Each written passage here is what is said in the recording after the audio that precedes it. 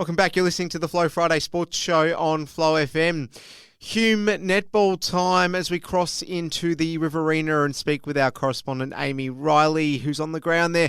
Aimee, another massive week of netball. How are you? I'm great. Thanks, Alice. Thanks so much for having me. Looking forward to having a chat. Some big results over the weekend, and we should start with the showdown of all showdowns.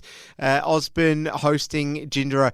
And a close game in the end, as though, we got everything we wanted out of this. 39-44, Jindera, the away side, getting a very big win early in the season. And, wow, the Osborne girls will be going back to the whiteboard after this one, you would imagine, Aimee. Absolutely. It was excellent, high-quality, fast-paced netball, and it honestly could have gone either way. Both teams were at full steam for 4 quarters. Their ball movement, defensive pressure and accuracy from both teams was absolutely outstanding. It really was match of the round. Osborne's best on were Abby O'Connell and Emily McPherson. She shot the lights out.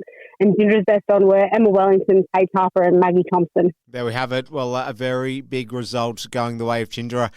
Let's move on. We had the Billabong Crows hosting the Murray Magpies. This one blew out in the end for the home side, 82-36, the final score. The Crows getting up. Yeah, comprehensive win from Crows over, as we've talked about before, a very young Magpies side who no doubt will have been pleased with their scoring efforts regardless of the margin. Excellent defensive pressure and a solid 4 quarters from Crows gave them the win. And the best on for Crows were Isabel Bush and Beck Abel. Holbrook continue to make early strides and a very comfortable win for them. You would assume, given the result, that they never really got out of first gear. 54-8 against CDHBU. How was there such a big discrepancy here?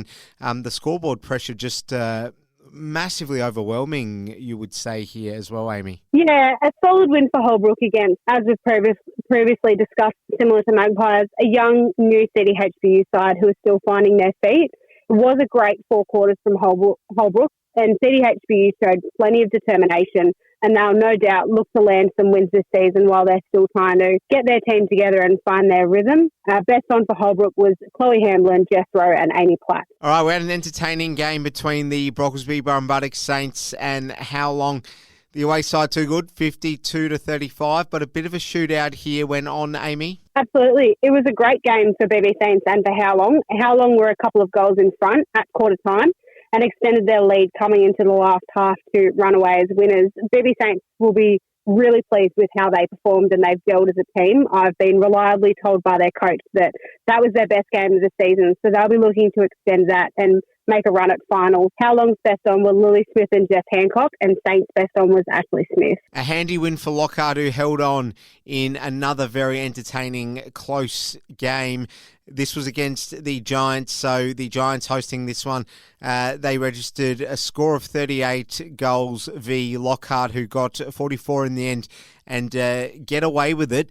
But encouraging signs to see both sides really sort of having it out here, Aimee. 2 big improvers for this season too, which we've spoken about previously. The biggest margin of the game was actually the 6 goals that the game finished on. And accuracy in goals was a highlight for both sides. They had impressive court flow and pressure from both teams. It really was a 4-quarter battle between 2 teams that we would expect to see in finals this year. Lockhart's best on were Taylor Carr and Maddie Robinson, and Giants' best on was Izzy Kreutzberger. All right, and Henty, well, they continue to turn heads, don't they? A 60-22 win over Calcan.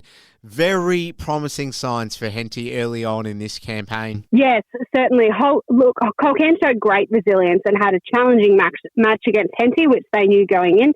Accuracy in goals was a highlight for Calcan. They did really well in that aspect, even though the scoreboard doesn't show a huge amount of goals. Defensive pressure from Henty was really solid. Ultimately, Henty's experience won out the day and their ability to put in 4 strong quarters and finish really well.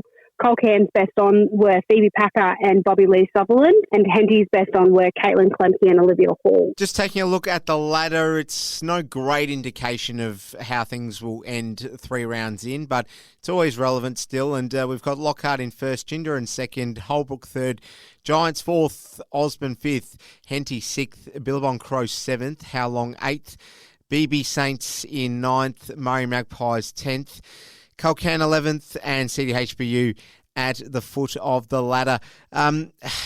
I guess just looking over the next few weeks, do you expect that much to change here as far as the composition goes at the moment? And could you have seen it looking like this before round one, Aimee? I certainly believe that there will be some ladder movement. In previous years we've seen with our league, and particularly the A grade, it's not over until it's over. We've seen many years where it's come down to percentage for getting in and out of finals, and there's been a considerable amount of movement throughout the year.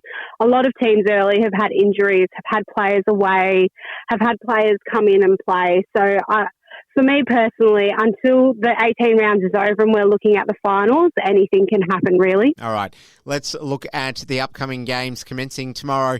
We've got Osborne up against the Saints. You'd expect Osborne to bounce back? Absolutely. Osborne has shown that they're a powerhouse this year off the back of their first few games, no different to the last couple of years, and Saints are building really nicely after the first few rounds to be in the mix for finals. My pick at home is Osborne, though. All right, the Murray Magpies, they'll fall short against Lockhart, most people would think. Lockhart have had a roaring start to their season, and Beck Matthews, who's leading the charge, will also play her incredible 400th A-grade game this week, which is a fitting testament to a stalwart of their A-grade side. She's been there for a long time.